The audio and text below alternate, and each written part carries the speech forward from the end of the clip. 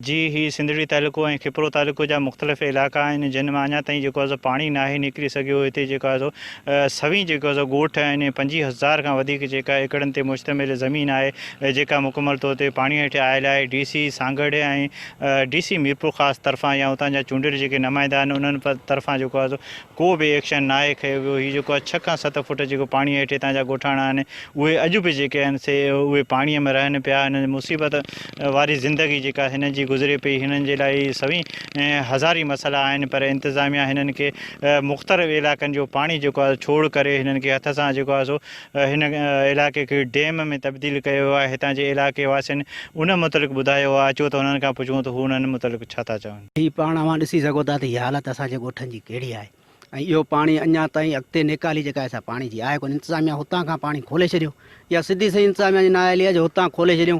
हितां खां हाणे अॻिते पाणी जेको निकिरण जो तरीक़ो आहे कोन को, बसि पाणी हाणे बीठो आहे। हाणे असां वटि पाणी बीठो आहे तक़रीबन मुंहिंजो अंदाज़ो त ईअं त हीउ पाणी असां वटि ईंदी कती ताईं बि बीठो रहंदो, छो जो अॻिते निकाली जो को बि घस कोन्हे को।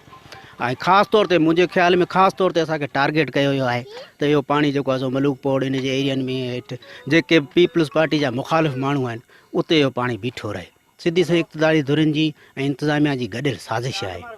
ऐं उन खां सवाइ मुंहिंजी इहा अपील आहे ख़ासि करे वफ़ाक़ी हुकूमत खां त इन पाणी खे कढाइण लाइ करे को तरीक़ो कयो वञे, सिंध हुकूमत जे ख़िलाफ़ु कार्रवाई कई वञे ऐं इहो पाणी असांजो कढाए वञे। रावतड़े में को घर बि ख़ाली कोन्हे, सभु खिपरे को किथे भिट ते मुंतक़िल थी चुका आहिनि। हीअ तव्हां घर ॾिसो पिया, हीअ असांजा हारी ग़रीब आहिनि। हिननि वटि महीनू थियो आहे ॿुॾा आहिनि, रोडनि ते वेठा आहिनि, का बि इमदाद को बि गवर्नमेंट सिंध तरफ़ां को बि माना हेल्प या मदद न कई वई। हीअ हिते ई वेठा ऐं पाणी अॻिते खाई खां घस गारो हणी असांखे ठलो हिकिड़ो ज़हनी तौरु ख़ुशि कयो वियो त या दिली तौरु घारो लॻी वियो आहे, कट लॻी वियो आहे, पाणी महीने में निकिरी वेंदो। उहो कट बि कोन थो वहे, अॻिते पिथोर ॾे मूड़े कोड़ी ॾे कट ॾिना अथनि। उहे बि जेके पीपीअ सां वाबस्ता बासरनि उन्हनि खे बचाए, जेके अॻिते ॿिया माण्हू ग़रीब आहे उन्हनि खे कट ॾेई ॿोड़ियो वियो आहे। उहो पाणी हीउ बीठो आहे, केॾा निकाली का कोन्हे।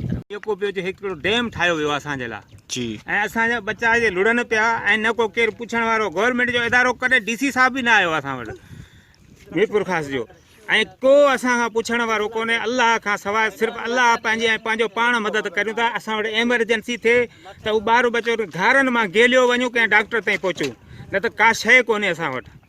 इहे हालत लॻी पई आहे साईं। असांजो बनियूं त 2-2 साल कोन थींदियूं, उहे त वञी धूड़ पाइनि, पर असां किथां रोज़गार आणियूं, छा करियूं, केॾांहुं वञूं। देवी वॾे गुज़ारो करियूं, उहा बि त पाणीअ ते हेठि अची वई। असीं केॾांहुं वञूं साईं।